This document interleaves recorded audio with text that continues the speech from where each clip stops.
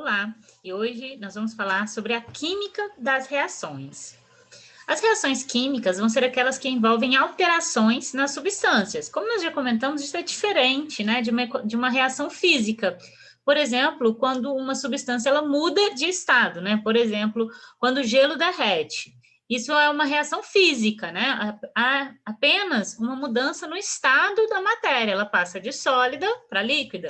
Mas isso não é uma reação química. A reação química vai envolver alterações na estrutura das substâncias. Nós já temos falado sobre as reações químicas há bastante tempo, né? E quais que a gente pode citar que estão presentes no nosso dia a dia, né? Aqui tem alguns exemplos, né? Tudo que queima está ocorrendo um processo de combustão, né? O processo de cozimento dos alimentos também, né? A ferrugem que é formada em alguns metais, o processo de decomposição dos alimentos e das substâncias, também são reações químicas, onde há alteração na estrutura das substâncias. E por que estudar as reações químicas é tão importante? Bom, as reações químicas elas vão ser processos onde há transformação de reagentes em produtos finais. Se a gente fosse considerar e olhar isso no nível microscópico, a reação química, ela pode ser explicada como uma mudança, uma quebra nas ligações químicas das substâncias, reagentes, e há uma remontagem dessas ligações químicas nos produtos. Né? Então, é como se a gente desmontasse o reagente e remontasse utilizando os mesmos elementos químicos nos produtos. Né? E isso acontece o tempo todo dentro das nossas células, dentro do nosso corpo, na natureza. Né? Então, as reações químicas, elas são processos naturais em que a gente pode utilizar isso também na indústria.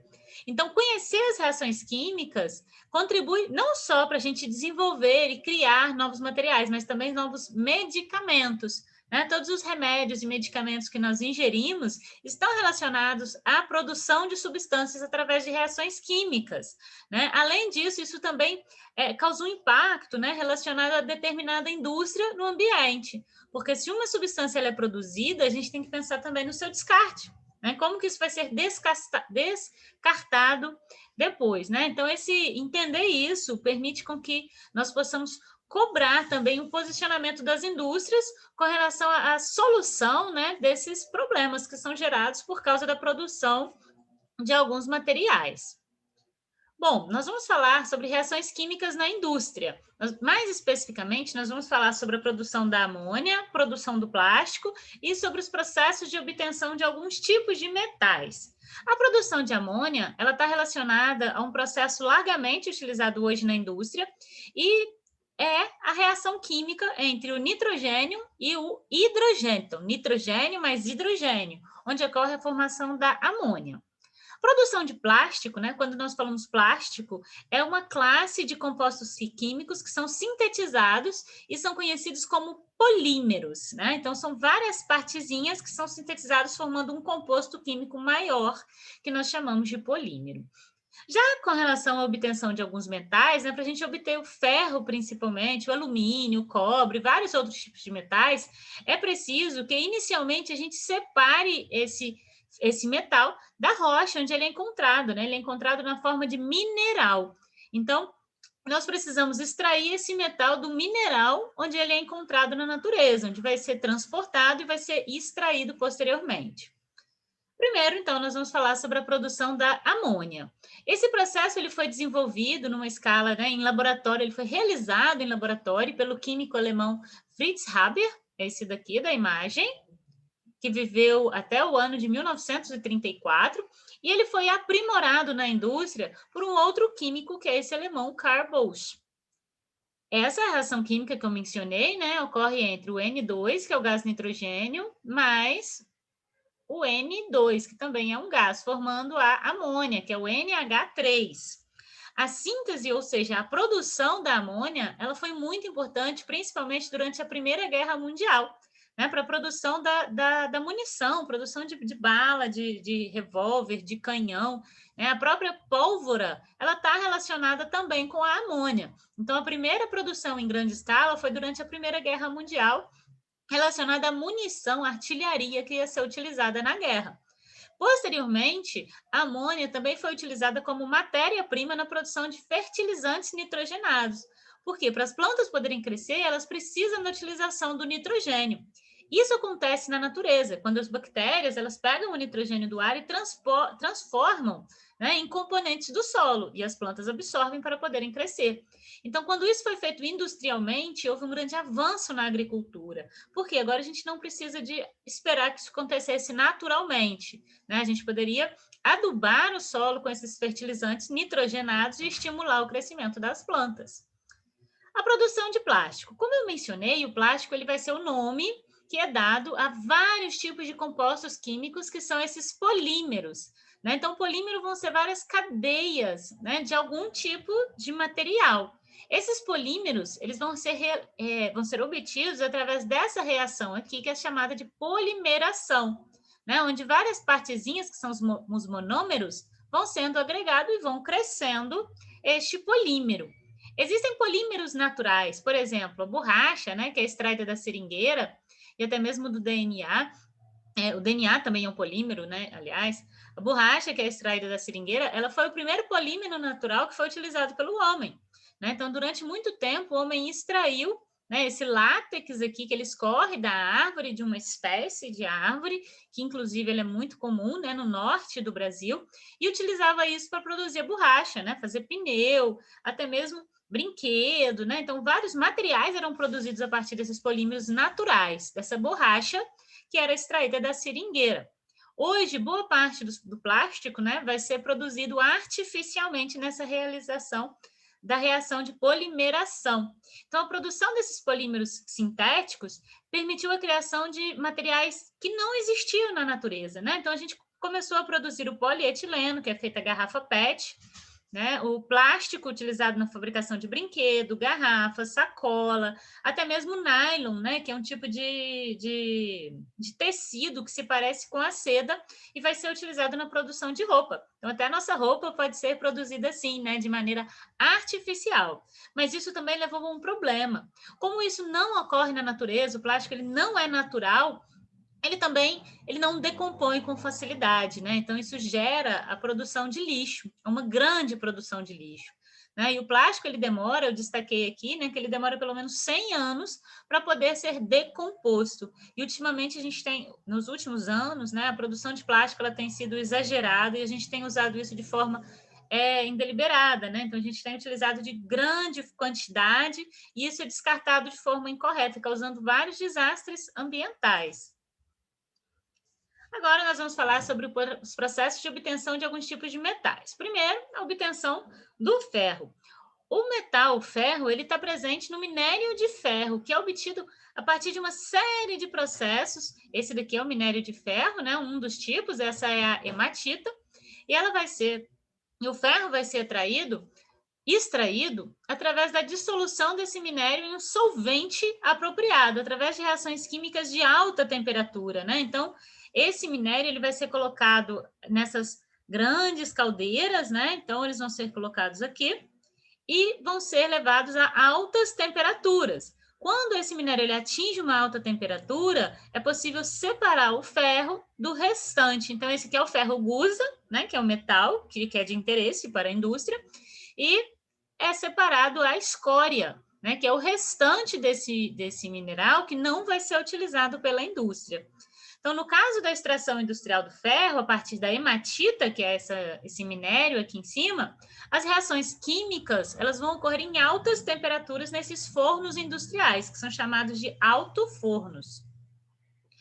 Já a obtenção do cobre, esse aqui é o cobre na natureza, né? Então, muitas vezes ele vai ser encontrado de forma nativa, então as pessoas podem encontrar o cobre assim, né? De maneira isolada na natureza, então ele não vai estar combinado, assim como acontece com o ouro.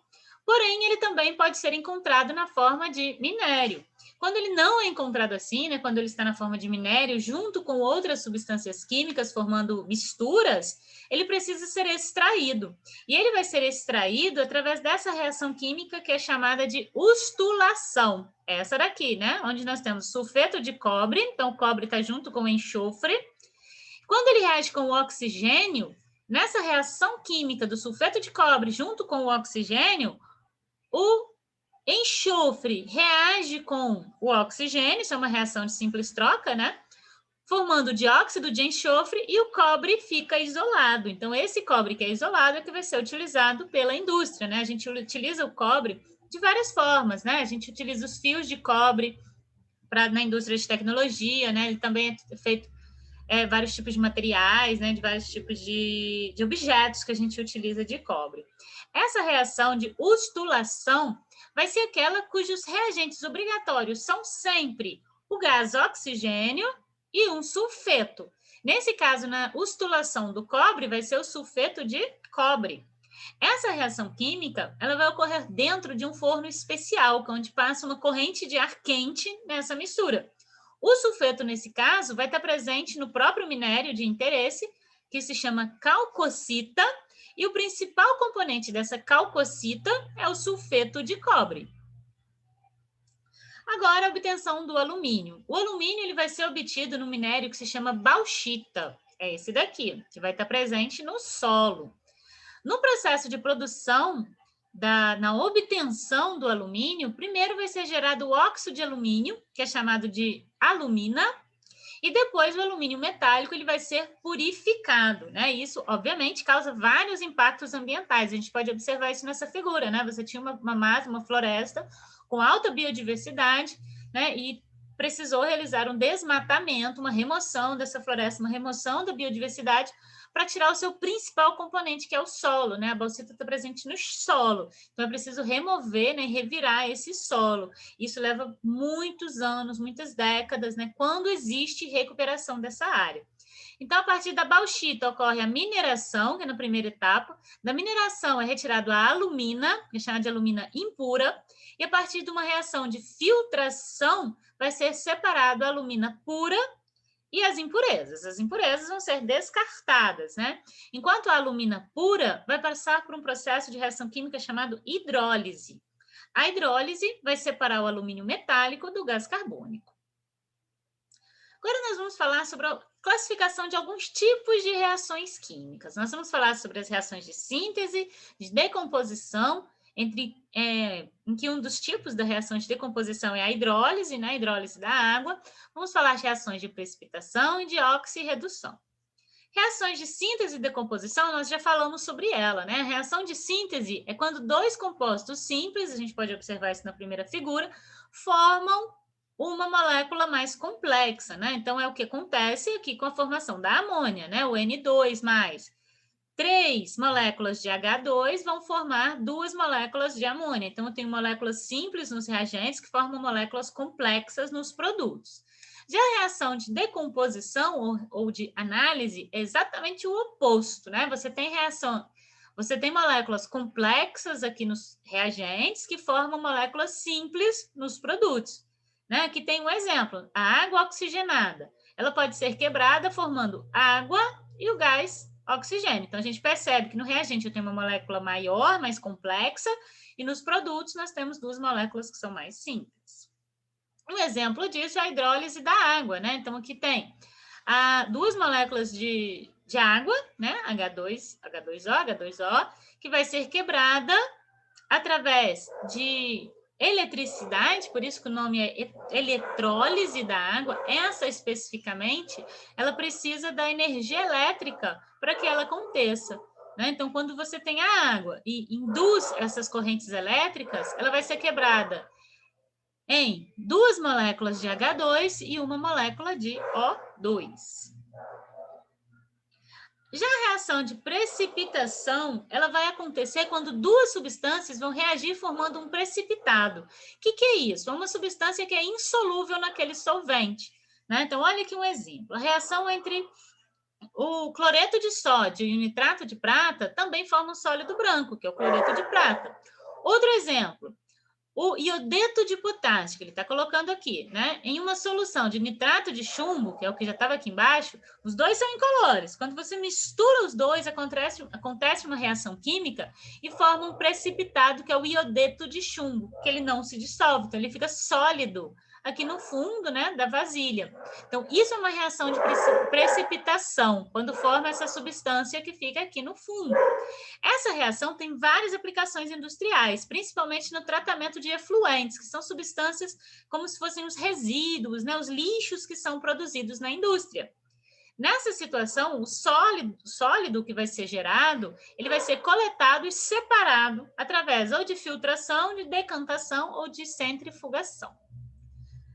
O último tipo de reação que nós vamos falar é a reação de oxirredução. As reações de oxirredução, também chamadas de redox, e elas estão associadas a transferências de elétron de um átomo que vai sofrer a oxidação e um outro átomo que vai sofrer a redução.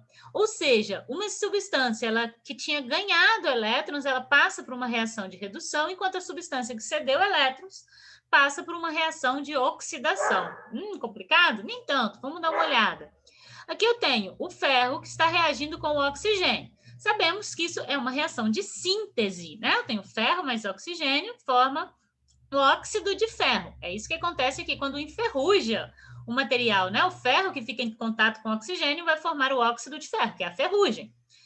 O ferro, ele é chamado de agente redutor, enquanto o oxigênio é chamado de agente oxidante. Então, o oxigênio, ele é sempre oxidante, enquanto o outro, ele vai ser o agente redutor. Essas reações, elas vão estar envolvidas em uma grande quantidade de processos importantes, até mesmo no processo de respiração celular, né, na ação de alvejantes, como a água sanitária, e aqui na corrosão também de muitos metais, principalmente o ferro.